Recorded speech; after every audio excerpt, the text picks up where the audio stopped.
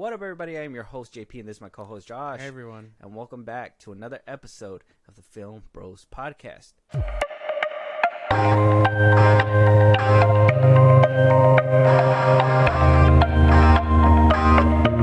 I dragged my feet into this booth today. I know what heard it. No. I know what we had to do, and I don't think I have the strength to do it. Oh my goodness. It's not that bad, man. It's not that bad. It could be worse. It could be worse. Could be the Flash. I just feel, you know what? It's the way that we left the theater and the way that you were talking that makes me feel like this conversation might go interesting a little bit. Because I don't think we're on the same page with everything that we that we saw. Obviously not. But I think majority vote is there. I want to say. Okay. Well, and like for context, we left the theater last night. We just saw this movie. We left the theater and we were kind of. In my head, I was like, damn, like I really want to talk about things, but I know we have to wait.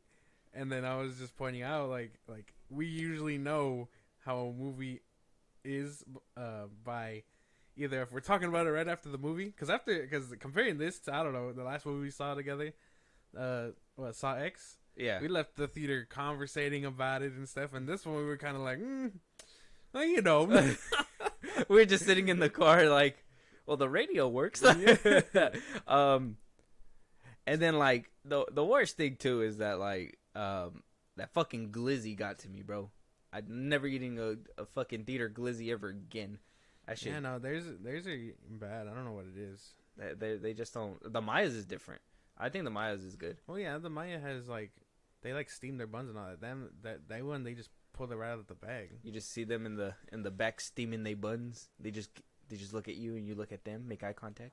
They buns is on the steamer. Yeah, they bun in the steamer. But with that being said, I obviously want to start breaking this down. I want to have the conversation. I want to know, because last night we couldn't have it.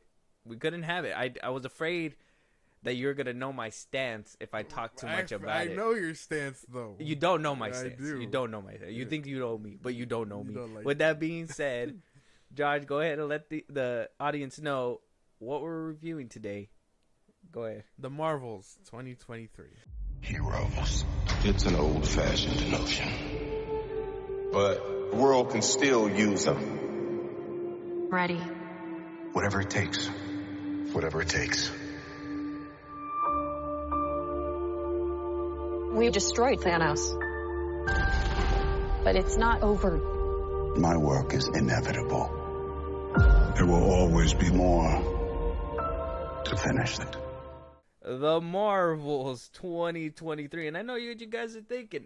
I thought you guys are DC fans. Why aren't you guys doing Blue Beetle yet? We're getting to it. We'll get there. One shit movie after one shit movie at a time. Look, man, the Aquaman comes out next month. We'll be there for Aquaman. We'll have Blue Beetle and Aquaman just for continuity purposes. Exactly. But okay.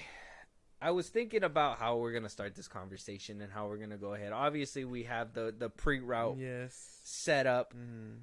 What I want to know is why nobody's talking about the fact that Marvel just fucking blatantly straight up lied to us. Now, if this was DC, it'd be a different story.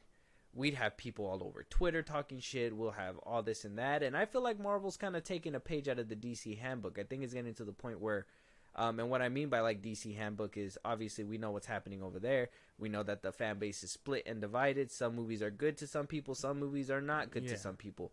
Some people advocate for Birds of Prey while other ones try to shoot it down expeditiously, you know? And then we got Marvel over here getting to that point because they're making these movies that aren't really hitting 100%. And some people really like it. According to the Rotten Tomato score, it's at a 62, not fresh, but just a regular tomato on the tomato meter, and then the audience score is at an 84%. I don't know who's rooting for this movie, but it's dividing people, right? There's I mean, you've seen influencers saying that, you know, soups and whatnot. Yeah. Get your shit together, Marvel. And then you have other people saying like, what? This is good. You just hate women. It is like, no, I don't think that's the case. So one thing that I want to talk about is the blatant lie, the blatant disrespect, the blatant just desperation out of Marvel with that final trailer, and this movie have nothing to do with that shit. That final trailer, we saw Tony Stark, Chris Evans, Captain America. We had a brand new line from Thanos that wasn't even heard in Infinity War or Endgame, saying that somebody else was always going to be around to finish the fucking thing. Nothing like that happened. Nothing like that happened. Nobody tried to fucking stop the world. She tried to steal atmospheric things from certain planets. And sorry, this is a spoiler review. We'll probably get around to it. But they blatantly lied to us.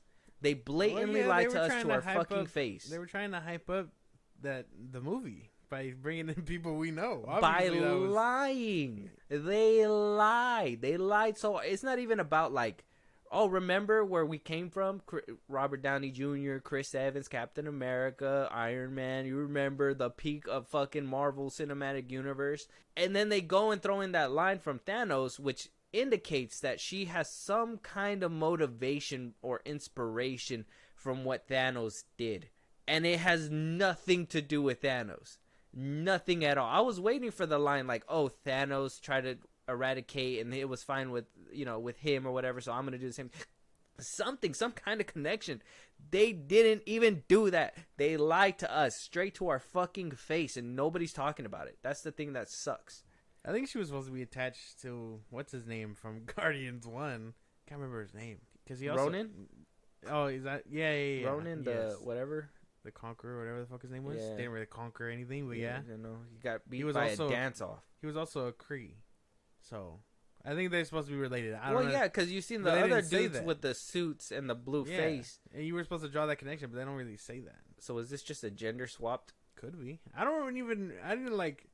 I didn't get it. I didn't get her motive. But we gotta dive. We gotta take this one thing at a time. But I gotta ask you, like during that movie, it not connecting to Thanos in any way, that didn't bother you? Did that not hit your red flag at all? It did, because when I was sitting in there by the end of the movie, or not by the end of the movie, I think it was when they were in that field after they let the second planet die.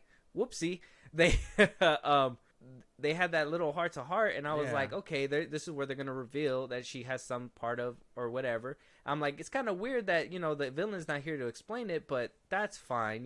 Let them explain it. Had nothing to do with it. Had nothing. And actually, in actuality, if they would have promoted the actual story and actually put Carol Danvers forward and did the story that they were unraveling, I found more interest in that than the whole movie. Why didn't they make the movie about that? About the Annihilator, who we don't know if she's good out in the stars, but on Earth, she's A-okay. You know what I mean? And that was one aspect I did enjoy. And I was hoping to save that. I liked that they twisted that the bad guy twisted that or whatever. Yeah. And like made her look dark. Like, we should get more of that from the villain's perspective. Like, oh, they're trying to do good. And I don't know where the good guy who thinks he's a good guy, Daredevil, so on and so forth, Captain Marvel, they're the bad guy in their story. Like, I'd want more of that because she looked kind of menacing right there in that little scene. Yeah, and I was like, okay, like I understand. She was the villain in their eyes. Yes, and I understand that. We should have gotten more of that. That sounded pretty fucking sick. That's that kind of struggle that I felt they thought it was too on the nose with like Man of Steel and stuff like that, where like in some places she's this hero, but then in other places she's this villain. She's not a god. She is just somebody who ruins shit. Fuck shit up. 3 planets. Apparently that planet has been recovering since the 90s or the 80s, whenever the fuck her movie took place. And it took her this long to fucking hatch up a plan? Like, what the fuck? That was one thing that I was sitting in the store in the theater thinking about. Like, this all happened in the 90s. She came back when we're gonna have to dive into that. But regardless of that, just to get the first topic out of the way, you didn't feel disrespected by it? Well, yeah, a little bit, yeah. I mean, did you feel it in the theaters? Yeah, because it felt random, obviously, to put Steve and Tony there. She's not on their level. They can try to hype her up or whatever, but the story says that she's kind of a bad guy, and I was kind of like, well, damn. She does bad guy shit. Like, I don't know. I want to know from all y'all out there, like, whoever listens, did y'all find it disrespectful in the Marvels? Like, that's the question I need to know. Like, did you guys find that disrespectful? I personally find it disrespectful, and I find it hypocritical that nobody's calling out Marvel for this shit. I think a lot of bigger names, I think I've seen like 1 or 2 people talk about it, but everybody else, Soups didn't talk about it. All these shills didn't talk about it. I say fuck Marvel, fuck Disney for doing that bullshit. That to me was the biggest fuck you. And to be honest, I was actually like, I told you on the way over there in the car that like I don't feel that stress and that dread when I go to a DC movie like I do for one of these movies. Yeah. By the last trailer with that whole Thanos thing, the trailer looked great, it looked nice, and it hyped me up. I was actually willing to go in there and actually, for the sake of, obviously conversation, like, enjoy this movie. And sitting there, it was like, this is nothing that you guys promoted it to be. So how could you guys just lie? I want to know out there from you guys. Let us know if you find it disrespectful. Let me know if you guys didn't like it. Are you guys okay with it? Was the trickery good because you found a gem in the rough? Like, fucking let us know out there. So the cast of the Marvels, before we go on, we got Brie Larson as Carol Danvers, Tiana Paris as Monica Rambeau, Samuel L. Jackson as Nick Fury, Iman Vellani as Kamala Khan, Zaw Ashton as Dar-Benn, Gary Lewis, Emperor Droge, Park Si-joon as Prince Yan, and so on, so forth. We see the returning cast from Miss Marvel, the TV series, if you guys watch that. We've seen a few surprise things that we didn't see in the trailer. Well, fuck it. Let's start diving into this fucking review, man. Higher, further, faster, as they say. Moving on. Let's start with the characters, Josh. We've seen a few returning characters. If you've seen WandaVision, you've seen a returning character. If you've seen Miss Marvel, you've seen a returning character. If you've seen the first Captain Marvel, you've seen a returning character. And if you've seen Secret Invasion and the rest of the Marvel Cinematic Universe, you're seeing a returning character. If you haven't seen some Disney Plus shows, these characters are new to you. And they only decided to give that development and really tell you about their past to Miss Marvel, Iman Vellani, to be honest. They kind of touched up on photons, spectrums, whatever, but they kind of played it off as a joke. And I was just like, well, that's fine, I guess. I mean, that's okay. Character-wise, I think Brie Larson did a good job this movie. I don't think that when she was on screen that I had an issue with her. Well, no, she was good. I really, even the first Captain Marvel. Yeah, I think she's always been solid. I think she did a little bit more emoting and a little bit more emotion in this one, she wasn't so like hard as the first movie. So there's a little bit there. Iman Vellani, I hear everybody saying that she seemed excited to be there and everything. I personally, I like some of her performance. I didn't like some of it.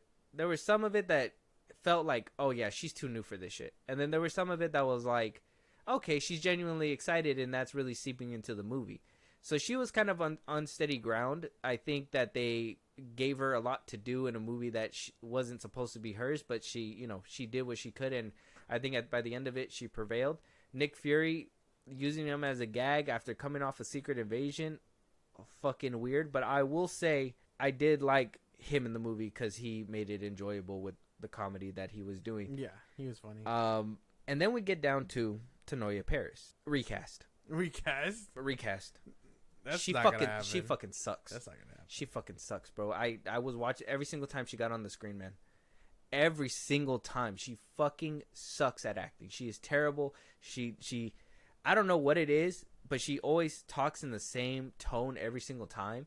And I don't know if she's upset. I don't know if she's happy. I don't know if she's mad. I don't know what kind of reaction we're getting out of her. Recast. I think they need to recast her. She's not a good actress. They're not gonna recast her, man. That's big thing. That's not gonna happen. That's crazy. They did it with Don Cheadle. Well, yeah. Might do it with Kang. Those are completely different circumstances. She's not doing anything other than her job, whether it sucks or not. I'll get some dirt. I'm gonna annoy her so bad in public, she's gonna slap me and I'm gonna press charges. I'm gonna be like, oh, she's an abuser. Oh my god, aggravated. No, but I mean, I felt the same way. I liked Carol Danvers. I thought she did really well here, a lot better than the first one. Miss Marvel, I thought she was cool. I didn't have a problem with her. She was cool. She made me laugh. She had really fun moments. I really do think that she was the highlight of the three, if that makes any sense. Mm-hmm. But yeah, the Photon, whatever the actress's name is, I thought she fell short. I thought for sure that that like she was the like the lackluster one, and in a movie full of like a lot of things, you know, comparing to Samuel L. Jackson and all these other people who've kind of been probably doing it longer than her, I think. Oh, and obviously Imani, who hasn't. What do you call it? It's noticeable, right? It's very noticeable when someone falls short and stuff. And you'd think it'd be Miss Marvel, but it wasn't. I honestly thought that she kind of did her own thing here. I feel like in her show, she felt new. Here, I feel like she's getting the grasp for it, and she made it work. But Photon's character fell short. That's about all I got. I mean, I didn't really like Kamana's family involvement. Like, I find them annoying. I found them funny. I know a lot of people found them annoying, but I really like the comedic relief. I like the whole family being thrown in there and being like, Kamala, I want you home. Because, I mean, that's how they were in the show.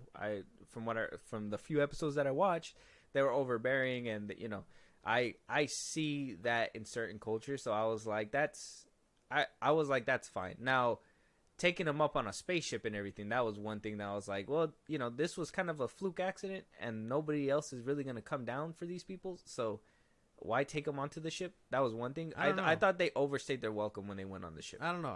I thought they were kind of just overbearing. Like, yes, the scenes where they were in their house, obviously they're going to be there. But, like, other scenes where we didn't really need them, I was kind of like, damn, I really find them annoying. I don't know what it was. It's kind of like if Peter was like, or Peter Spider-Man was like constantly had Aunt May on his neck or whatever, and it's like, you don't want to see that, you know what I mean? And I understand Kamala is like different and stuff, but she has to operate without her family there, because I don't want to have to watch Avengers, her do her thing, and then her family like, go Kamala, like, you know what I mean? Like, I don't want to have to see that. Towards the end, we'll probably see that. I mean, you could tell, I think they're setting up the whole letting her go thing, because towards the end of the movie, you know, they hug her and they were just like, you know, we care about you, and then, you know, go do your thing, just make sure you come back, whatever. Like, I think that's the arc, is that they're gonna go from overbearing parents, and then eventually they're gonna become that gag where it's like, okay, bye, all right, bye, and then people are gonna laugh and be like, well, didn't they give a shit like a second ago? Maybe, yeah, maybe. I think that's the route that they're gonna be going with them. I do think that they did overstay their welcome by taking them up to the space station and all that nonsense. It didn't really. Any phone calls could have been made from home. What I didn't understand was, why did they focus so much on that black guy, the one who was like, in the ship. I don't know. Like why was he so significant? You know what I mean? Like, was he supposed to be someone important to Nick? Like, why was he so there other than to be like a scientist or whatever? Well, he was in Andor. I remember him in Andor. The Curse, Corella, the Great. I don't know. They did put a lot of emphasis on him a few times, huh? I kind of assumed that he was like gonna be the new Agent 13 or something, or not her, the new Maria Hill kind of thing. Maybe, but even then they didn't. I don't know. I just thought it was random. That shit was funny at the end when he's like, when he helped everybody get in the cats, and then at the end he was just like, all right, it's my turn, and he just kind of like jumped back and got ate. Spoilers, like I said, spoilers. And I know we kind of forgot to talk about him or her, or we're gonna talk about her, the villain. Yeah. We didn't forget about her. No. We just choose to forget about her. What's her name in this fucking movie? Dar-Ben. So we got Dar-Ben, who honestly, I was hearing that her acting was terrible. I don't think her acting was terrible. I think the few times that we did see her, she did her best. But I think the few times that we did see her wasn't enough. They tried to make it seem like she was the big bad in the movie, but then also trying to make it seem like Carol is the big bad in the movie. And it was just like, so who is it? You're giving more in-depth talks with Carol than with actual Dar-Ben. And then when you eventually get around to exploring that past that the two took, it was just, and she knew. She knew, like, she's the one who told the story. So you knew who she was. You knew that this has been a brewing, and you did nothing about it? For however long? That movie took place in the 80s. If you were a real villain, you should have probably just dealt with her right then and there. She already was under the rubble. Might as well just, you know. That's what I was thinking. I did not expect the ending to go. I know this jumping the gun, but I don't know. I felt she was lackluster, villain wise. Her acting was fine. I didn't really have any nitpicks about it, but like as a villain, I felt it was kind of just Yeah. it was missing something. Yeah. Some like oomph. Like it wasn't good.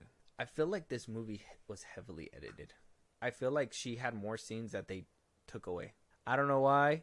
When I was sitting there, there was like a whole, I think it was the gap where like, I think it was the gap after they basically were confessing everything. I felt like there was a little bit more that needed to be said, and it seemed like they were just like, nope, third act, we got to get to the third act. We got to get around the corner already. Let's just, it felt like this movie just wanted to get it over with, if that makes sense. By the end of the movie, I was like, okay, you guys did your thing. Like, I don't want to jump the gun, but fuck it. Sorry, spoilers.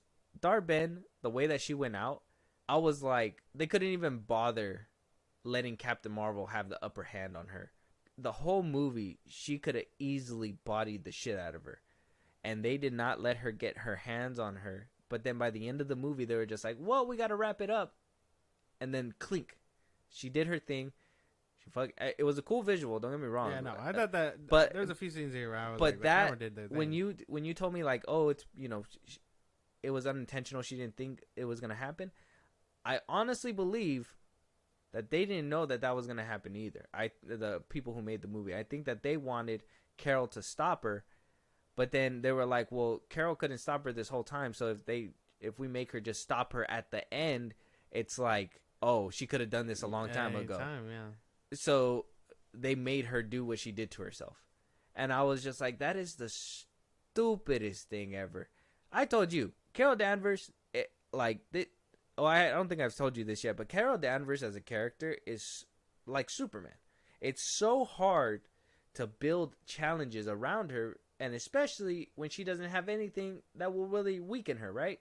Like I told you, this movie would have been wrapped up and over if they would have just got the two girls, said, stay put here, don't use your powers, and let Carol do her thing. Did we not watch Endgame? Did we not watch her movie? She was putting in work in She Endgame. killed everybody. And she was doing work in here too. She went toe-to-toe with Thanos with 5 stones. And she couldn't stop a girl with a hammer? Yeah. It was weird. That is the biggest cop-out I've seen. That is the biggest cop-out. That was the thing.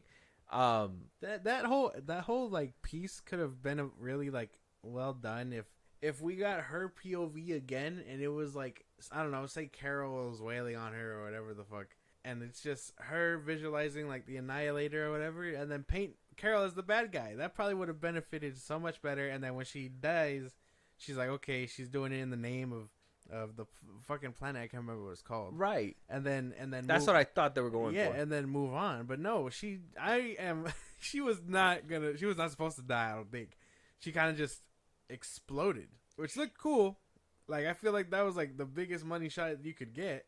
And they put it in the trailer. Yeah. Yeah. And then, you know, she dies, and it's like, damn, like, what? That wasn't supposed to happen, but it did. It throws me off. Because Carol was the one that pushes her out the fucking thing. Let's go, and then she blows up. I don't know. I think they had the villain right there with Carol Danvers, and they were just like, we can't do that. We seen too many times how people turn the tables or whatever. But if they were like helping her out this whole time, you know, at the end of everything, you know, we seen that she let 2 planets die. Oh, we can't save them all. You fucking bitch. You're literally Superman. You save them. What is wrong with you? I had an interesting conversation about that, right? Because that was one of my things. I was like, you don't tell an upcoming superhero that you can't save them all, and as Rubble was crushing them, no, you do all you can, and then at the last second you're like, okay, I can't. But she can. Carol can. Apparently she can. She can zoom in, bing, bing, boom, back to the ship, no problem. I told you yesterday, this is literally, they copied Homelander. They copied Homelander with her. They were just like, get on the ship or die. It's like, well, what the fuck? She looks up to you and you're just going to let all these people die? What? She didn't seem unfazed by it either.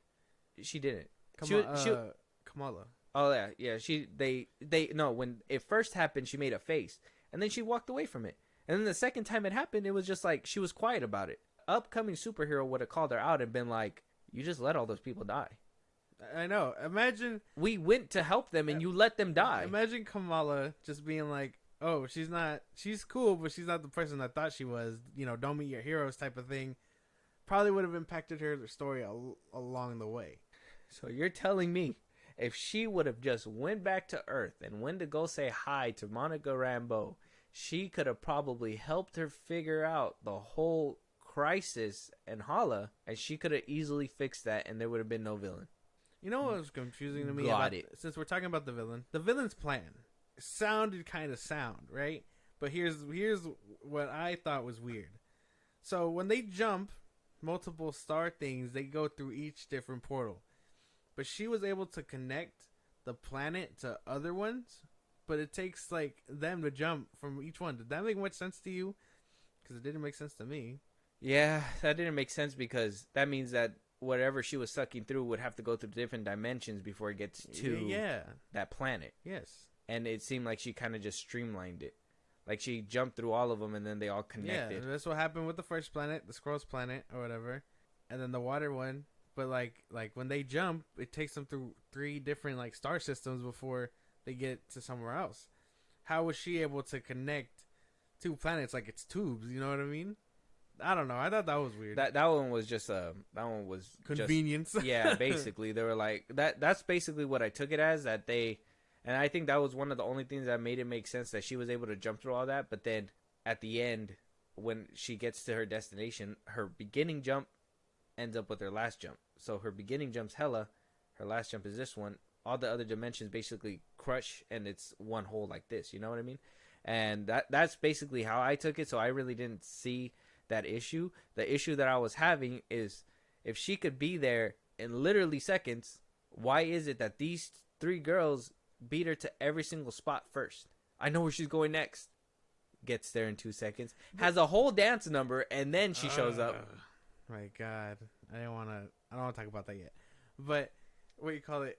That's my thing, though, right? Because that's convenience too. She was just like, "Oh, she's targeting all the planets that mean something to me." How would she know that you were married to that fucking prince, or that Earth or whatever? Like, what's the correlation there? She been giving me tabs ever since she came down to the planet and destroyed it. Didn't make much sense to me. Like they were trying to generate friction, and it wasn't working. There was no friction other than the fact that she was the annihilator to them. Her being the motivation to stop her would have hit 10 times harder if that was the case. Not trying to bring back Hela. Carol is Thanos. Don Bren is RDJ. She is, or no, is Elizabeth Olsen's WandaVision, when she's like, "Oh, you took everything from me," and he's like, "I don't even know who you are." That's basically what she should have been like. She should have been like, "Well, I don't even know who you are. You're just a random person I fucking shot rubble at one point, and somehow you survived it. And then I went to go destroy the AI, and I felt so bad about it. I ran from the planet that I called home at one point, and just did everything else. How fucking dumb!" that like, to me, I understand. It just seemed like they just wanted to have friction for everybody, but they didn't want to do what they had to do. They didn't want to have to do the work. They didn't want to do what they had to do. And what they had to do was, to make this movie compelling, in my opinion, was make Carol Danvers the villain. Coming off the first one, where people really didn't like her, and a lot of people say, like, hey, the reason why she made $1 billion was because it was smushed between two of the biggest selling blockbusters ever. They didn't want to make her the villain. The whole MCU thing or whatever, blah, blah, blah. But if you were making a female villain already, might as well just make Carol Danvers, because people already hate her. You could make people love to hate her. That's the spin that you could have used with this character. She was the annihilator. Everywhere she goes turns into destruction, because she can't understand that she is the person who causes the destruction. Like something like that would have played more and played with your mind a little bit better than be like, "Oh, generic villain. Oh, she's here to fucking crush you with some weird hammer that we don't even know what powers it. Is it the bangle? Is it powered on its own? I don't fucking know. We don't fucking know." It just did. The power swap thing was the stupidest cop out for nerfing Carol Danvers, in my opinion. That shit was so stupid. And then sometimes it worked and sometimes it didn't. That was another thing. It has to work when everybody's using their powers, but then when they're fighting nonstop, continuously using their powers, they didn't change. So I was like, well, is there consistency here? Do we know what happens? Do we know how it triggers it? And they just kept blatantly saying, oh yeah, we narrowed it down, but we don't know for sure what it is. It's like, okay, well, you're not gonna give us an answer. We're just gonna have to figure this out ourselves. Okay. That's the one thing I noticed too. The inconsistency of the switching, like were they able to control it toward the end? Like what? Like you know what I mean? That's basically what they were saying. That's what that whole montage was for, so they can learn not to control it, but be prepared, for when to switch, which is fine. But by the end of it, they made it sound like they could control it, and it was kind of working in their favor the whole time. I think there was only one time when they slipped up, but other than that, they were all like working in unison, and it's like I understand they trained for that, but at the same time, it looks like they managed to control that shit too. My thing is too is the whole what's it called when all three of them would use their powers, only two would switch. So why not the third one? Why wouldn't they all have swapped? I don't know. That shit was insane, bro. This movie. So the characters, they were charactering for sure. Kamala doesn't even need the bangle, but she had it with her the whole time. I was about to say, in the show, did she need that in order to get her? I mean, it helped her powers. It helped unlock it. Like that was like the thing that pushed her mutant gene. But she didn't. She doesn't need it. Was she wearing it during the show?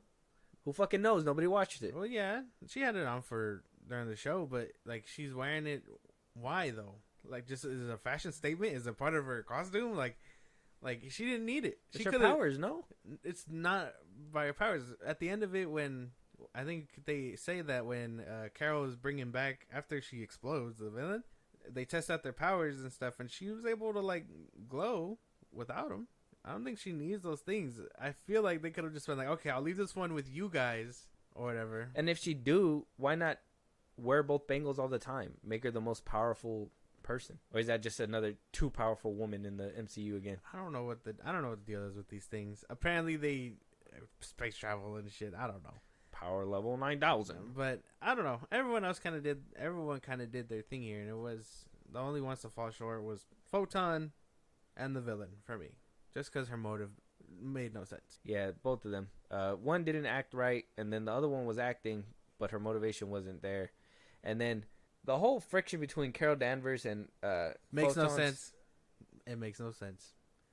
Oh, boo-hoo. I only ever wanted to see you. Carol's just like, well, I didn't even know time was moving that fast. Like, how are you grown up already? What the fuck? Like, you know Carol, what I'm saying? you don't know that years go by? like, I understand space-time is supposed to be different than Earth time, but, like, damn.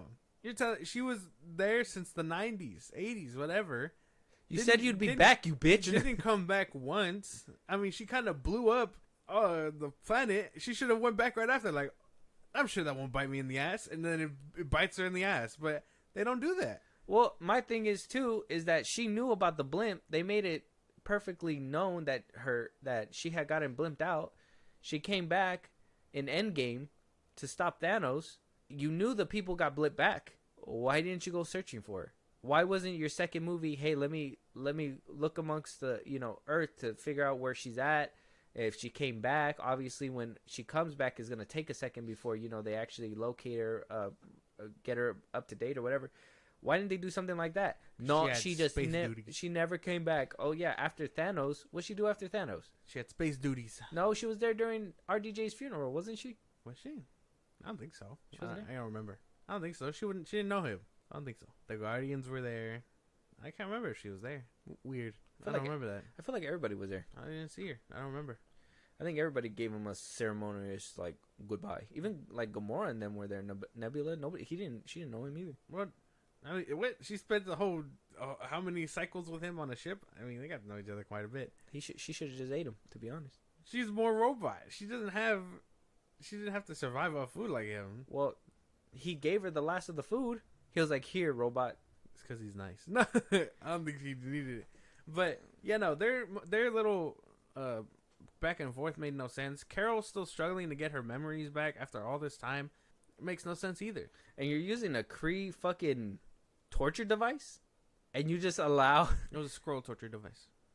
Well, it was Kree's. It was the Kree's torture device to get the Skrulls' information and get Brie Larson's information in the first one. Oh, yeah. And she's just using it for leisurely findings and shit. And hooks it up to her young, impressionable, clearly impressionable, fucking naming her own superhero after Captain Marvel, the suit being basically after her too.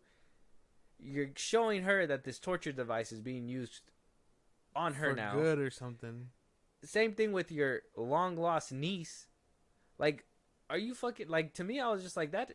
Like, if this was a guy, it'd be different.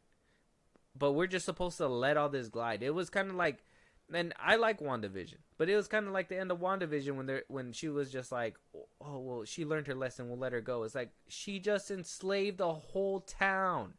You're letting her go. What is wrong with you guys? You guys just let these villains leave? So stupid. I don't know, man. I don't know. I just know that this didn't make much sense. She was upset because she hasn't seen her in forever. Carol was kind of like, I was just scared to come back. And like, well, that could have been cleared up with a phone call. Yeah. Nick Fury, go find my niece. I need to have a conversation with her. I like how Nick Fury's wife wasn't in this movie at all. Oh, yeah. Oh, yeah. Didn't they go to space together? That's why, yeah. She Oh, was yeah. there with him for a bit. He just dropped her off at Earth a few months after the trip and was like, all right, I got to be in a movie without you. Goodbye. I feel like you could shapeshift into anything you want. No thanks. I feel like the Skrulls could have like benefited knowing that they were in a relationship, but you know they're not going to talk about that. What I thought was confusing was seeing Valkyrie, because if she could have provided them of space in New Asgard, why was Secret Invasion a thing? Why were they struggling so hard when Nick could have just been like, hey, Valkyrie, can you let these other people stay with you? And she'd be like, sure, Nick. Because I guess she can do that. My thing is, if you have a friend who can easily beam herself out of there and beam a lot of people with her with the fucking, what is that thing called? The Bifrost. The Bifrost. Which I didn't even know. Why didn't you call her to save the first and second planet? You called her for one planet, the Skrull planet.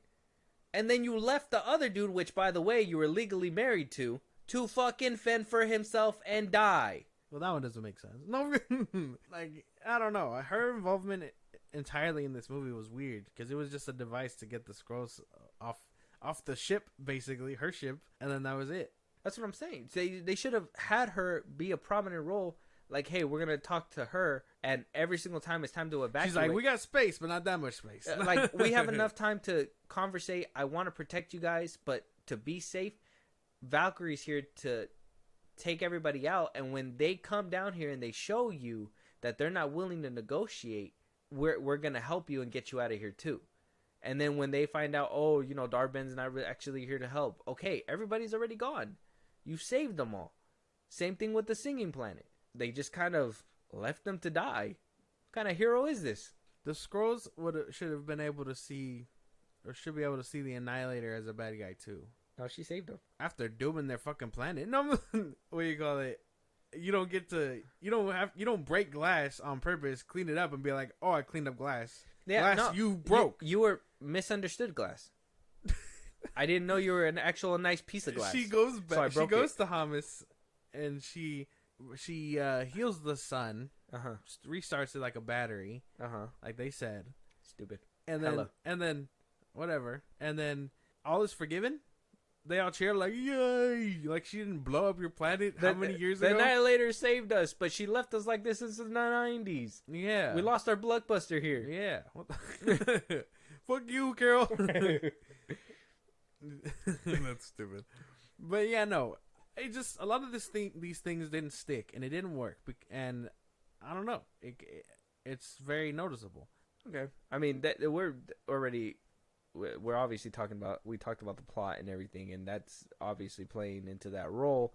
So the whole motivations were just off. The plot was just stupid. Everything was dumb, and we didn't have like the plot. You know what I mean? Like Sydney Sweeney or anything like that. Like we had a couple shots of like Carol Danvers, and I was like, okay, this. I was satisfied with Carol Danvers. I like Carol Danvers. I mean, with some things, yeah. I was like, well, you know, if you're gonna make guys sit here, at least give us a little bit of something more. You know what I mean? But like it was just simple. It was simple stuff. We saw her shoulders, and everybody was like, shoulders.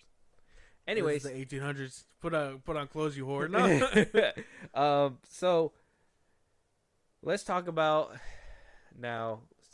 This is probably gonna mix in together the fight scenes and the CGI, because there was no fight scenes without CGI, and there was no CGI without any kind of fighting or blasting involved or anything like that.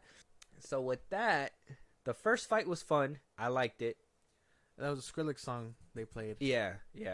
That first fight was fun. I enjoyed that one. The CGI for Kamala's powers is so bad, bro. So bad. Like, why did they give her this power when she could have been just stretchy? But the powers they gave her look so bad with CGI. It is insane that they are still going down this route of giving her this, like, Green Lantern type powers. If you guys can't even make it look right. And why are you guys making it crystally? You guys are just trying to make sure that it's not, like, copyrighted or something. Who the fuck knows, man? Who knows?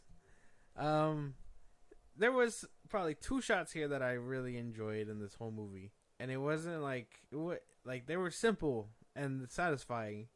The first one for me was the one where Carol is coming out of her ship and the camera's like under her and you just see her silhouette with the star or whatever. But that was cool. That was one shot where I was like, okay, that looked like it had some effort into it. And then the chick blowing up looked pretty cool too. Like, it's like how the camera was on her for a second. She glowed. Fucking, she glowed. Glue is the thing you eat. Well, you don't. But we're gonna have a conversation about that later. No, off the podcast. You shouldn't be eating that. But what do you call it? She glowed, and then that shot looked like it had a lot of effort in it too. But other than that, it was a lot of like tasteless CGI or whatever. The first time they switch and they actually like position the camera to the 3 of them or whatever, where they're on that scroll planet, you can tell that they're about to switch because the CGI like looks funky as fuck. Yep. And then they switch, and you're just like, that looks so bad. Like, they couldn't like blend that in any better because that looked horrendous. Yeah, that looked bad. Anytime Carol was flying looked stupid. Photon at the end when she was like glowy and stuff, that looked bad. The scene where Photon was trying to go up to catch Kamala, that shit was making me laugh. I couldn't do it with her face. The face she kept making to go like this, and like the way the neck was and everything. I don't know. They blended her in weird, like trying to make her invisible or see through or whatever while flying at the same time. And I was just like, this is so... That garbage scene, that I know they tried a lot, but that garbage scene where she kicks the dude behind Kamala's family or whatever, it's all slow-mo, she phases and then kicks the dude, that looks so bad. Yeah. I was like, man, it's terrible. Why couldn't they do good shit here? Like, fuck. I know it's hard to do that whole phasing thing, but yeah, they could have done something little bit Kitty better. Pryde was able to do it in the 2000s. We like it ain't that hard. Yeah, but she wasn't flying at the same time. She was just running through shit. She didn't have to fly. She was doing a kick move at that point, technically. And it's Kenneth Pryde now. What? Kenneth. No, the character is Kitty. No, it's Kenneth now. No, that doesn't make any sense. He's a Kenneth. But yeah, the CGI was horrendous. Everything that mostly was in here was bad. Even like the scenes where it was supposed to make you laugh because the cats were eating the people, the CGI was bad on the tentacles and everything. I still thought that shit was funny. It was fun. Spitting them out was funny. I think eating them was kind of dumb. I think that one scene where like she's around the corner and then like you see the cat there. I think that was kind of funny. Spitting them out was funny. They just land and you just the guy eating the picnic is like, I gotta get the fuck out of here. That scene was funny. The CGI wasn't good. I mean, you basically hit every nail when you said your piece, but there's just nothing good. Even like the transformations, they just fell flat. There was a couple of them that actually went hard. There was a couple of them that they really tried on these scenes, but then there was a few of them that was like, why didn't you guys try a little bit harder with this one? Yeah. The flying was horrendous. Why they didn't just put her on a wire and just like they used to, like Zack Snyder does with Henry Cavill. You know what I mean? Like that made for realistic fight scenes, and for them to just be like, oh, it's okay, we don't have to put her on wires, just CGI her. It's all good. The body doubles is good. It's like, no. Not if you guys are going to be moving all robotic like that. Like, a couple of the flips look like it took a second for her to flip when she's supposed to be, like, super fast, you know? What it throws me off is how is Kamala Khan such a good fighter? That was one thing, too. Where she literally came off of Miss Marvel. When she does that move when she's on the ship with Fury, like, she jumps up and then twirls on that guy's back and, like, flips him. I was like, she learned from Black Widow. Like, what the fuck? How is she such a good fighter? That was one thing too. The development wasn't there. You guys literally said that she is just starting, and then she was able to fight hold like her that. own against a bunch of people. And then one thing for me that I was like, nobody gives a shit about, when it was just them two standing together, and it's like, oh, there's this kid out in space and nobody's saying anything. They're just like taking their precious time. Like, you were just fighting these bad guys that were trying to murder you, and you're invincible. This is a kid who just got her powers, and she's not invincible, and you guys aren't trying to get her back? Like, what the fuck is wrong with you? I think the one time where they actually made it a point to do that was when they jump off and Carol comes back and is like, don't talk to them, and then like takes her away. That was funny, and I was like, that's what you guys should have been doing this whole movie, is protecting her, acting like she's the child, protecting her, and it would have kind of made for a resoluting moment for her where her parents are babying her, superheroes are babying her, Nick Fury's babying her, and now she has to be her own person by the end of the movie. And it would have made for a more powerful moment. But they just kind of were like, nope, fuck that noise. Her development should have started, honestly, there. And then, again, that probably would have hit home if she was like mad at Carol or something for letting those people die. Traumatized that she saw those aliens die. This is her first time in space, witnessing other life forms. She should have, at some point, the only thing she was been surprised very upset about was it. about a cat eating people. But Yeah. you weren't scared about blue skin. She was just like, oh my god. That scene was actually funny. Like, I know they put that in the trailers, but That's the reason why it wasn't funny thought that by shit the was time funny. it got around, because they put all the funniest scenes in the trailer. I like the scene where they're falling and Nick is like, oh, never mind, it's Carol. Yeah, that shit was That funny. scene was funny. When he hit the floor, it's like, oh damn! No, it's never mind. It's just Carol. It's like, fuck. Like, she could survive that. What I thought was weird, though, is that she was able to fly back, no problem. Who? Carol. Fly back where? After the fact. To Earth? No, to the planet. Oh yeah. The Scroll Planet. Well, she could fly anywhere. Well, yeah, but why? How? If they were switching and stuff. By the end of the movie? No, fool. Oh my god. Did we not watch the same movie? No. I'm trying. In the beginning, when they're still like swapping powers and stuff, right after that scene, both of them are on the lady's ship, the Bender ship. And she's like, what are these two supposed to be? And he's like, oh, they're associates of Captain Marvel. She was here, and then she disappeared. Now these two are here. And then she was able to fly all the way back, no problem. Yeah, that's what she does. She shouldn't have been able to fly back if their powers are I acting think up. you're complaining about the wrong thing. The thing is that she's able to fly that fast through space, and she couldn't come visit fucking Photon? She was able to fly back, no problem, but they were having trouble with their powers. That's why, because they weren't using their powers. After they swapped, they were standing there, and I mean, you could probably be like, well, she was using her powers when she did the little eye thing to see the shit coming out of her bangle, the light or whatever. All inconsistent. Yeah, That makes sense to me. but she's able to do that. That was one thing that I couldn't really nitpick on, because she's been known to be able to fly through space and get to places fairly quickly. That's why Every planet is breathable for humans. Isn't that kind of weird? that was one thing too. I was like, she was just able to go on the moon. Yeah, or whatever space rock they were on, whatever Yeah. the fuck. Like, she was just able to breathe. That was my thing. I was like, she should have not been able to breathe. Carol Danvers, that's different. But Well, Photon yeah. and Kamala, like, Kamala, even when they were on the planet of the fucking the singing or whatever, like every planet is just my thing breathable. is the beginning when they switched and she was in her spacesuit. I was like, everybody switched with their clothes. Kamala should have been in space suffocating. She shouldn't have jumped out of her spacesuit. But, Oh, yeah. But they were like, oh, killing a kid Photon- on screen. Well, yeah, because Photon jumped out of her suit. She was out of her spacesuit. So yeah, she was in the undergarments of the spacesuit, like the wiring and shit. And when she was in space, touching the portal. No, when they all teleport the first time, she lands on the moon or whatever, the space rock, Monica, and she's in like the stuff that astronauts wear under the spacesuit. Oh yeah. So like she jumped out of that, but yeah, she was. I guess you're right. She was able to safely like just teleport into the The spacesuit. suit, yeah. They're like, oh, we can't kill Kamala like this. Like, I would have thought they could have done something like that, and she could have actually showed off her powers and crystallized around herself or something. But I guess still no oxygen in the sphere, huh?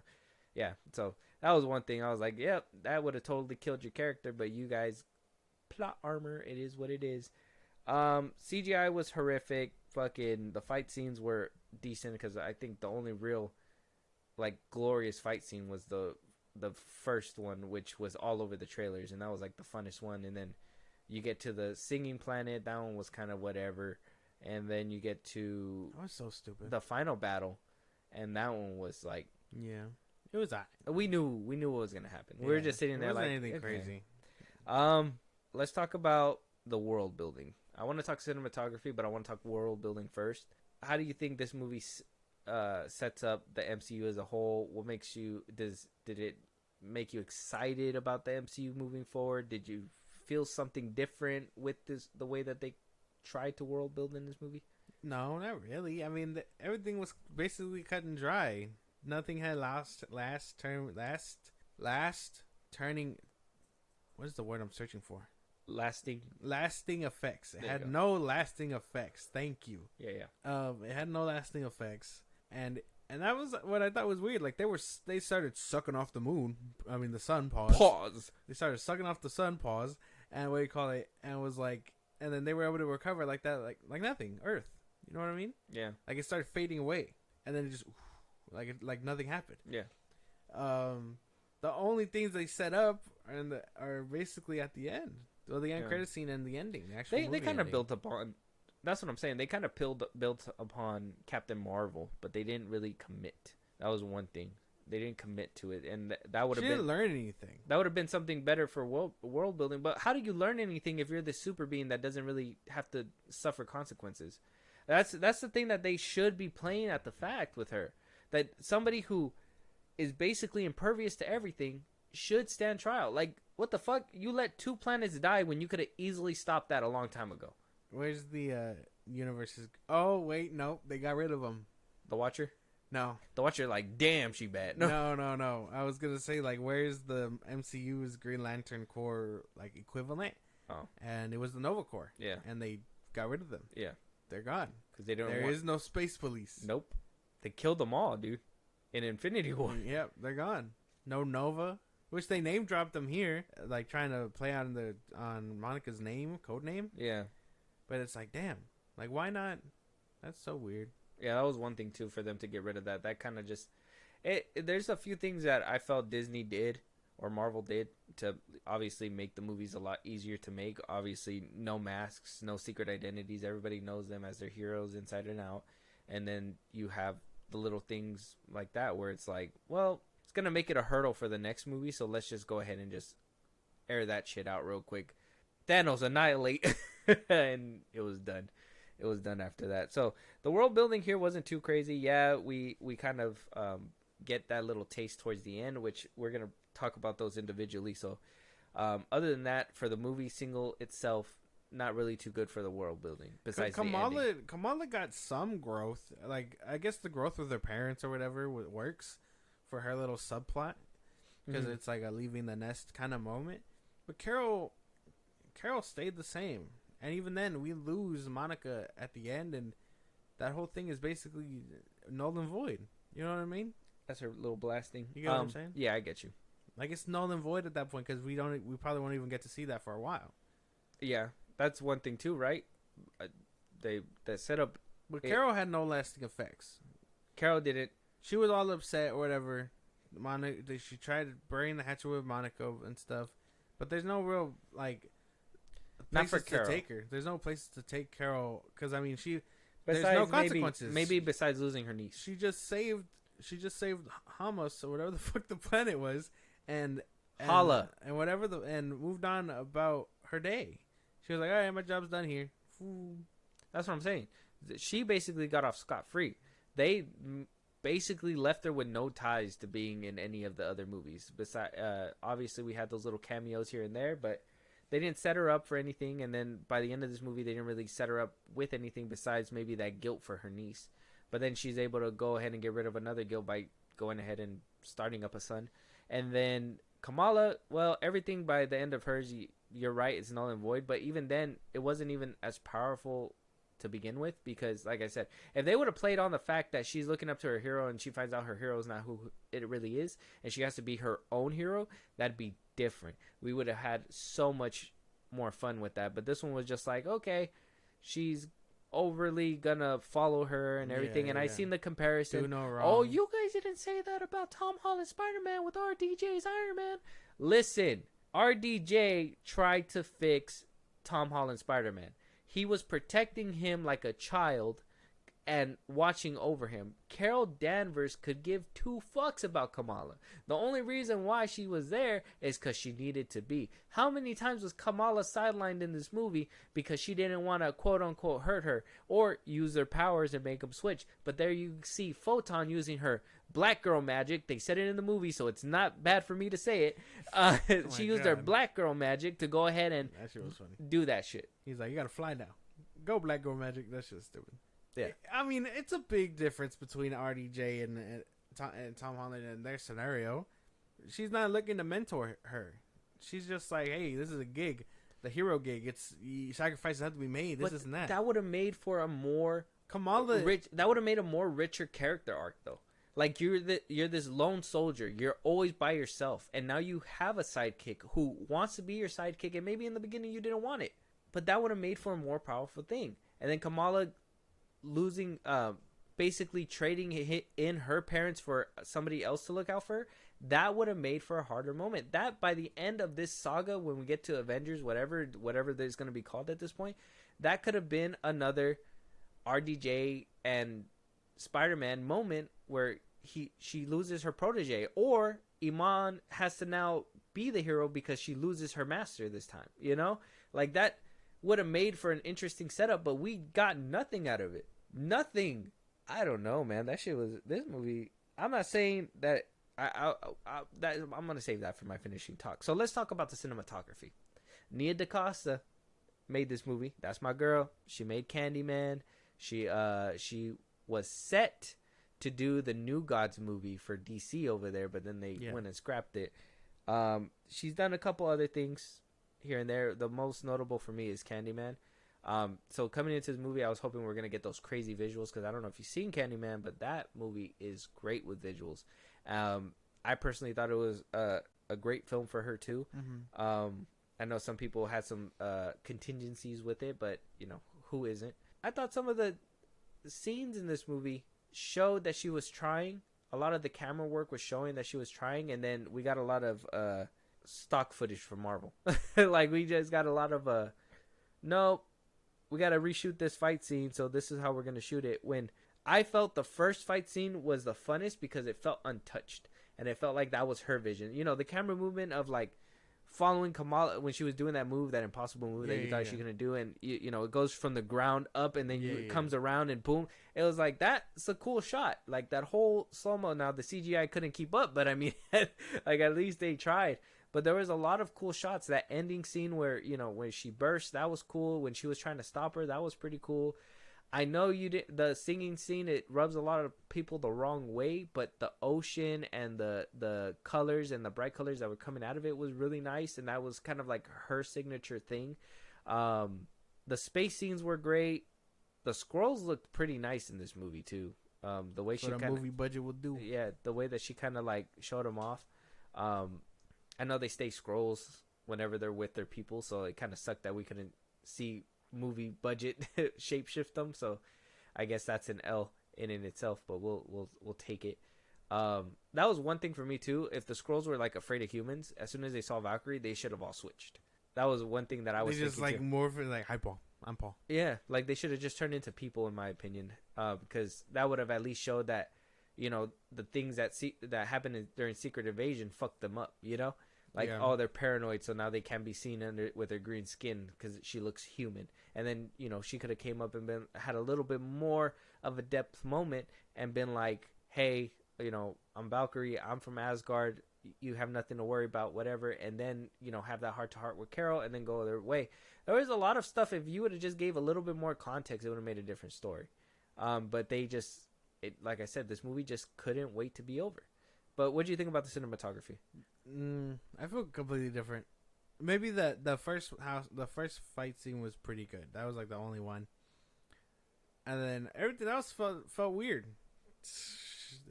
A lot of it had overcake CGI. A lot of it was trying to be something, just another movie product or MCU product. Again, I think the only two shots that looked like they had real effort were that space one in the beginning with Carol. Yeah. And then when she blows up, the Bendar.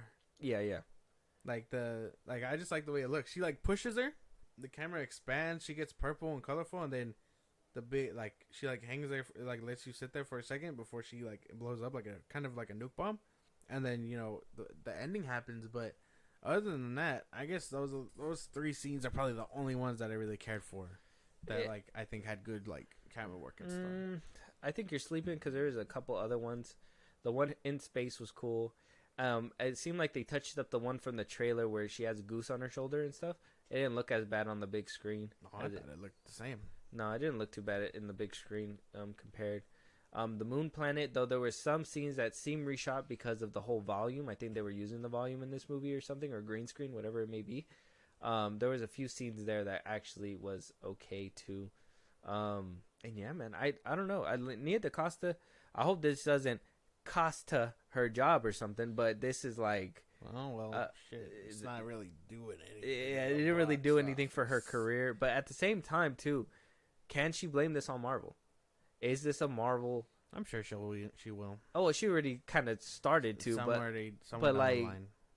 Will she double down and be like, hey, no, like, I made her double down. Like they really fucked my movie over, release the DaCosta cut. No, it's fine. No, I don't need that. I'm good. What if this movie is that? What if this is the Joss Whedon to Zack Snyder's Justice League? What is this? What if they're like, you know what? We're gonna put out the original vision. Let us know which ones you guys like better. And this is their first director's cut that actually does something crazy. That's a big if. You're assuming this is the cut of anything. Yeah. Why'd they have to reshoot it in the first place is my thing. Test groups. Okay.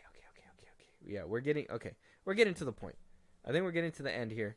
So I'm going to give you my closing argument here. And I want to hear your closing argument. And I want to respond to what you just said. Because I don't think that's true. I think there's a director's cut out there, and I think there's a movie that was better out there.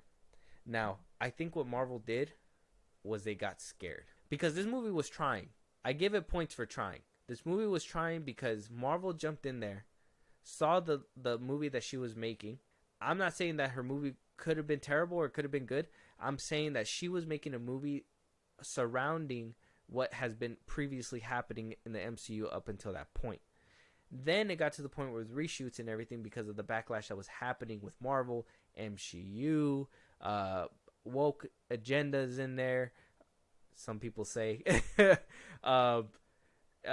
Just a clarification, we don't say that shit. Yeah, we like women, so yeah. Dialogue is bad. You could tell that they reshot and did a lot of different things to try to add a little bit more depth. But then in doing so, they were like, well, the rest of this shit's not going to make any sense.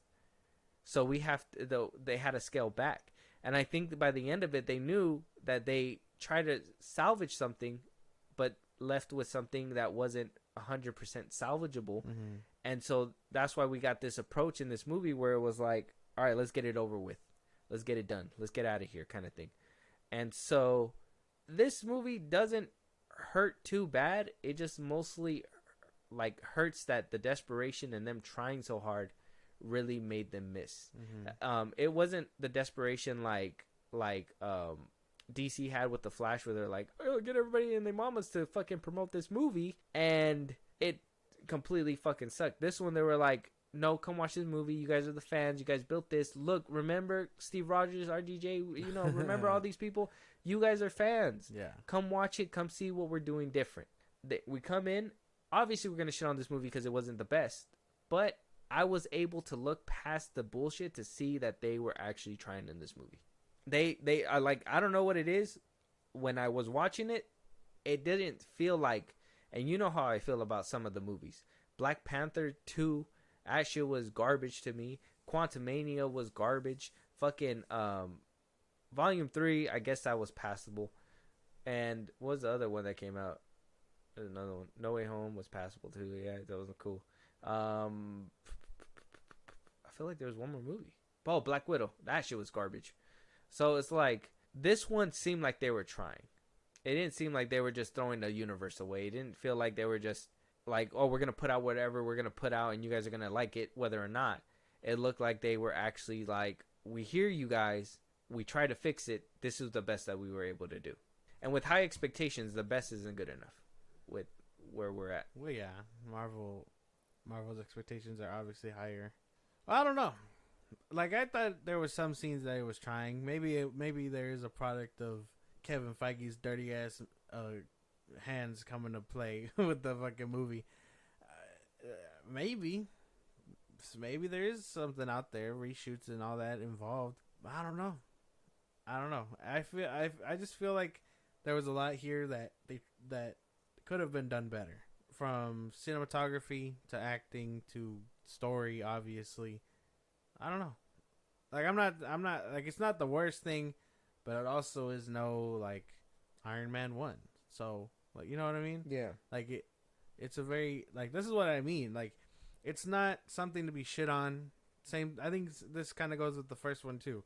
Like, the Captain Marvel and the Marvels, they're not perfect things. They're not the next coming of MCU movies where it's like, oh, here's the wave, you know. But it's like, these are a decent watch, and you can tell that they're trying to cook, but they're getting hate because, I don't know, women, agenda, whatever the fuck political view people have nowadays. I don't know, but like, they're decent movies. They're not the worst thing, because we've seen the worst. Black Widow. Oh, the worst is Black Widow? Guardians movies. I would have thought you were gonna say that, but Well, yeah, they fall in line. What's another, like, Quantumania. Like, the movies like that are obviously bottom of the barrel. This one doesn't even begin to be bottom of the barrel, but it's not top shelf either. mid shelf for sure, I'd say. So let's give our review. Let's give our number first. Well, we're not even done. No, we're gonna talk about the post credit scenes. We're not done just yet. Yeah, We're why are we ranking? Well, I want to rank at least the movie as a whole, and then we'll and then discuss. get to the- We'll discuss those separately. I don't think they really brought a lot to the table, and I think the second post credit scene, or the first one, whatever you want to call it, basically doubled down on that, and we're like, yeah, no, our CGI is fucking dog shit. So we'll talk about that right now. At least the review part of this movie, at least for the movie as a whole, where we ended up, your hype level for the next one. What'd you think about this movie? Solo Dolo, 1 to 10, man. 1 being the worst, 10 being the best, 5 being in the middle. What do you think? Like I said, it could have done better, but it also isn't the worst thing. Can't fault it for that. It has very funny moments. Generally a decent time watching it. But at the same time, I know the MCU can do better. As far as being excited for the next one, well, the next one is Deadpool. So yeah, pretty excited for that. If they decide to do a sequel and give Captain Marvel a trilogy, I hope it's just by yourself. Don't overcrowd it. Yeah, I don't need them trying to do this whole team up thing again. But other than that, out of 10, I'd give it. It was a decent watch. I'd give it like a 5. 5 out of 10. It's a decent watch. Okay. All right. They tried. Oh man, no. They tried. This movie isn't the worst movie that I've seen from the current roster and the current slate that we've been getting with Marvel. It's not the best, not the worst. I personally like Nia DaCosta's work too, so it kind of hurts me to kind of like do this kind of thing. It's gonna be a big smudge on her. Yeah, that's resume. another thing too. I give like this movie. I don't think I see myself watching it again anytime soon.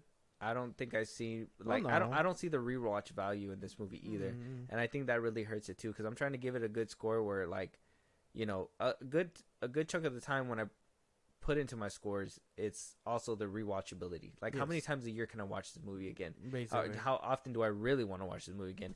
And if I'm gonna redo the cinematic universe like I'm kind of going through right now, do I want to put myself through this kind of trauma again? And it's got to go with the bad at that point. Exactly. So I got to give it a 4.5. I just a little bit under you. Just, you know, I was jumping between 4.5 or a 5.5 because there were some funny moments that actually genuinely made me laugh. Oh yeah, it was and funny. then after that, we got some really bullshit moments that were like, well, you guys got over that a little too quickly. You didn't let me really sit with it. And now here we are back to the joking and the fighting, and it just didn't really make any sense. This one's gonna be a blight on her resume, and her resume is not. I don't believe it's that extensive right now. I think she only has like a few movies under her belt. Hold on, Yeah, Candyman, Little Woods. She was a writer on that one. Candyman, she wrote and directed. The Marvels, she wrote and directed. And then the rest were just And then her next film is coming up with Tessa Thompson, yes. which maybe that's why she was able to get her for a cameo in this one, because she was like, hey, Random ass cameo. yeah. 4.5. I would put Captain Marvel higher than this movie. Oh yeah, I would think so. I think if they said, hey, you want to watch Captain Marvel or the Marvels, Captain Marvel. women, I'm like, I would have Neither. been, I would have been like Get this Captain dead with Captain face. Marvel first, Yeah, Captain Marvel. and then and then a few movies, and then the Marvels. You know, Yeah. let me watch the Zack Snyder's DC trilogy first, and then I'll get to the Marvels. But with that, before we close this out, I do want to talk about those cut credit scenes. Like I said, that whole Kate Bishop one, I honestly, genuinely think that they meant to put that as a post credit scene, and that they just slapped it in the back of the movie for which reason. I don't know why. We'll talk about that one first, and then we'll move on to the big juicy one. So, spoilers for the post credit scenes. If you guys haven't seen it, or if you guys didn't even know that there was one, where the fuck do you guys live? Because Marvel always has post credit scenes, at least one of them. You should always be sitting to the very end of the movie, and then to the very end of that. Even though you get duped sometimes, like Spider-Man Homecoming. Fuck you, Marvel. So, in this post-credit scene, we see Kamala Khan basically recruiting Kate Bishop. For the Young Avengers, For the Young Avengers. Why the fuck are they doing the Young Avengers? We don't even have the real Avengers. Why are we going to go for a Young Avengers if we don't even have the real ones yet? I don't know, man. It's just so stupid. I mean, they can always just say that it's the Avengers they're pulling together. I mean, make Kamala an Avenger. Eventually. I mean, Sounds like that's what they're doing. every single thing that they try to put this girl in fucking bombs. They made the Avengers game, made her the lead character, bombed. The TV show didn't do so good. Her comic series, they killed her. They killed her in a comic series. I don't know why they keep trying to make her a thing. It doesn't seem She's like... back as an X-Men. They killed her so that she can be an X-Men. Oh, she did, huh? Yeah. I knew they were gonna do that shit. No, they killed her so she can be an X-Men, and I think Didn't the I call it? actress I is called writing it. Tell it right here to the microphone. I called it. I think the actress is writing it. You're not gonna say I called it? No. I came to you and I told you I call it. No, and you were like, no. You're like, oh yeah, maybe. I don't know. And then they did it. They did it. They did do it, yeah. So give me my credit. Oh my god. Yes, you called it. Thank you. But yeah, they killed her off. Peter was upset about it in the I'm comics happy. for some odd reason, and then she comes back and she's like, "I'm a mutant now." Does she Weird. still have her stretchy powers? I have not read it. I don't know. But yeah, she's recruiting Kate Bishop randomly. Again, this happens so abruptly at the end of the movie. It just happens. There's like yeah, the Marvels is over, and then it cuts to her in her shed or whatever, and she basically pulls a Nick Fury, and he's like, "Hey, I'm recruiting for a team. I think you should be on it." And all Kate Bishop does is smirk in response. Yeah. Oh, because she said please, and she was just Yeah, like, yeah. And then it cuts to black. Yes. Whether they're setting up the Avengers or Young Avengers or whatever, something is coming. You tell me they just left that highly classified tablet at Kamala's house? Basically. The one that Samuel L. Jackson basically looked at her and was like, "That's highly classified." Basically. The post-credit scene was so stupid, bro. I don't know. I really don't care about Kate Bishop. I don't care about her either. So they're gonna try to set up a movie that nobody cares about. Do you care about? I mean, Haley Steinfeld is the one thing, but do you care about the character? Yeah. Because Haley Steinfeld. No. Get it together, man. No, I actually do. I find her interesting in the comics. I like her dynamic with Hawkeye in the comics. They just need to do more with her. I think trying to put her in the back seat in for Hawkeye was weird. Like, I want to see what she does in her own movie or something at some point. Yeah, me too. I wanted to see more dynamic between her and Hawkeye. That's what I'm saying. I thought these shows were not going to just be like, oh, here's the baton. I thought they're going to be like, oh, let me show you what we could do together, you know? And then eventually, oh, I can't do this with you anymore. I'm too old. But yeah, I'm interested in her. I'm not too interested in Kamala. I've never liked Kamala as a character. The actress makes her enjoyable, so I'll probably stick around for that. But other than that, I'm not really interested Her in enthusiasm to play the role. Yeah. Like, you could tell she's her not involvement is insane. Yeah. It's not just for a job. You saw Jacob Elordi said that shit too? Did he? Yeah, he was like, oh, I just get whatever job that I get paid for. I just do it. Like, because they asked him about the role of Superman and everything. He said something about being dark and everything. We'll probably make that a big conversation later on, but Stupid. he said that shit too, and I'm just like... So you got to play Elvis. Yeah. He was in those Netflix movies. Yeah, The Kissing Booth. 1, 2, 3, and 4. He said they were fun to make. What a fucking weirdo. But yeah, so That one, I don't think there's much to talk about with that one because, I mean, it's just setting up people that, in my opinion, people don't even know about. I don't think anybody really watched the shows. Well, people watched it, but not. Oh, I think more of the diehard people that actually care about Marvel. Well, yeah. General Obviously, audiences, they're not gonna be like, oh yeah, the Hawkeye show. Yeah. Yeah, I know people that haven't even seen Loki still. I'm just They're like, missing out on peak. That is Marvel, man. You say peak? You saying peak? Loki. It'd was be peak when Martin Scorsese comes and does a movie. That's not gonna happen. Cinema, bring the It was cinema. his birthday yesterday. God, how old is he? 105? He's like, he was 80 something, 87, 88, something like that. Times it by 2. That boy old. But then we get the final, what I think is the big reveal, but kind of left you walking out scratching your head and being like, how excited are we actually? Was the mid-credit scene. Like I said, I think the Marvel one was supposed to be at the very end, but somehow editing-wise they did something weird, and then we get that mid-credit scene with spoilers. So if you don't know, you don't want to know, don't listen to this, but spoilers. The end of the movie, we see Beast, played by Rupert Gilroy. Way to set the scene, man. And then we see... Oh, sorry. Okay, you want me to say the whole scene? Okay, so Monica wakes up from a coma after being on the other side of the portal. She wakes up. She sees her mother. Her mother is confused as to who she is. She's freaking out because it's the first time she's seen her mother. Remember, in the movie, she got blimped in the 5 years that she was gone. Her mother had passed away from cancer that had regressed. She sees her mom. She's all confused. And then next you know, Beast walks in, basically gives her vitals, says that she's XYZ. And her mom stands up and turns out to be...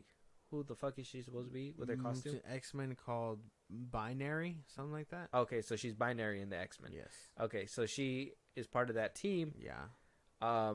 Then you see Beast walk out, and he's played by I think that's his name, Rupert Gilroy, who played him in The OG movies. The OG movies, yeah. OG X-Men movies. Big reveal. Interesting enough. Are we what are we doing here first? Are we talking his look? Are we talking what it sets up? You know what? I'm gonna allow you to go ahead and start that.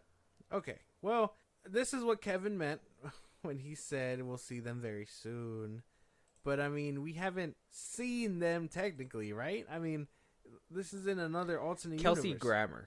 Kelsey Grammer came back. Oh, okay. That's the name. Well, we haven't seen him. We haven't seen them in the MCU. We've seen them from an alternate universe in the MCU. You get what I'm saying? Yeah. So they're not in our timeline yet. Binary being Monica's mom, I think that's... I told you yesterday that they got to get rid of that actress. You don't like her? I just don't like that they keep bringing her back. In all fairness, I think that's the only part of the end credit scene that I was actually looking forward to. Because now we're going to see her having to come to terms and deal with her mom now. And I think that would make for something fun if they do it right. So I think that's the one aspect that I kind of was like looking is she going to be in to. Deadpool? Binary? Probably. I think we'll probably see her. But like Monica. Oh, no, not that we know of. We'll probably see her in a post-credit scene, I think. Well, yeah, I mean, but if he's going through, we'll probably see her as a cameo. That's why. If he's going around and he's doing what he's doing to the Fox characters and stuff, and she's supposed to be in that universe technically, or in a universe with the same X-Men. See, this is what we're talking about with the convoluted multiverse. We're supposed to see her at some point. It's supposed to address that at some point. Yeah, I think by like Deadpool 3 we'll get a hint of it. But yeah, Binary is her mom in this universe, or not her mom, but played by her mom in this universe. I wasn't feeling for Monica's performance in that cutscene. I honestly thought it was the better scene that she did. Oh no, man! I thought that shit was horrendous. I was like, I cannot believe that she's trying to make me feel emotional about this. I just didn't care at that point. Honestly, that was the best performance out of her whole thing, and that was only like a 5-second thing. No, man, that wasn't my point there. But yeah, I'm assuming that sets up the X-Men. As far as Beast looks, he looked bad. Like, I understand they were trying to go for more comic accuracy, but I think I've said it before on here. Comic accuracy does not equal good. See, and I was thinking that too, but then I seen Kelsey Grammer's age. He's 68 years old. They're not gonna put him in prosthetics again. I think he's way to switch up.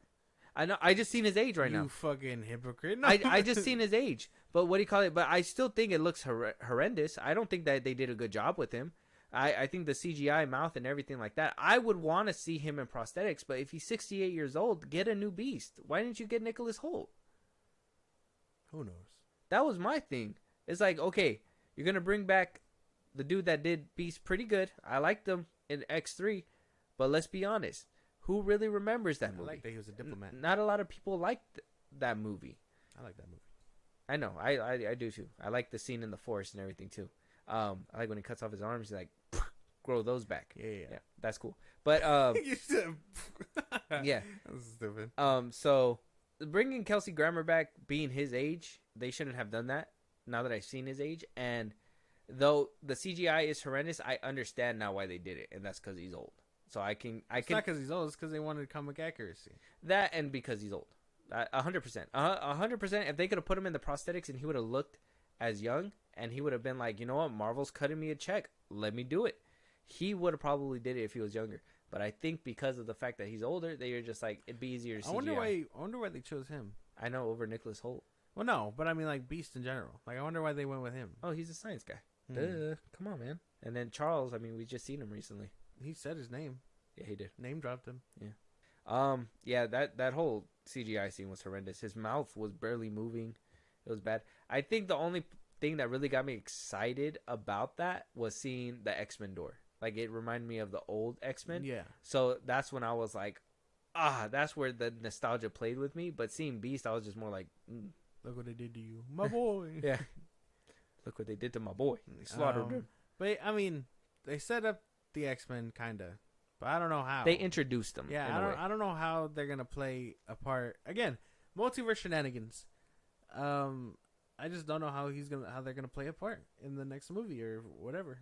Because I imagine this is just another thing down the pipeline that we won't see until Avengers or whatever. No, well, Deadpool 3, we're gonna see X-Men, 100%. I don't know how often we're gonna see X-Men throughout this multiverse saga. We should have been seeing them since the very beginning. When we thought we were, they decided to pull a Ralph Boner on us. Anyways, we should have known that the shit was taking a turn when we seen that. But I think they're laying down the groundwork for something that people aren't excited for. Maybe. I think they're laying down the groundwork for something that they feel like they deserve, but they don't understand that, a clean track record can get fucked up. Well, yeah, but I mean, Deadpool and Wolverine sounds like it's gonna be a. But ticket. why? Yeah, but why are people gonna go watch it? Because of Reynolds and Hugh Jackman. Deadpool and Wolverine. That's gonna be the big draw. But we're gonna expect them to be how they were outside of this universe.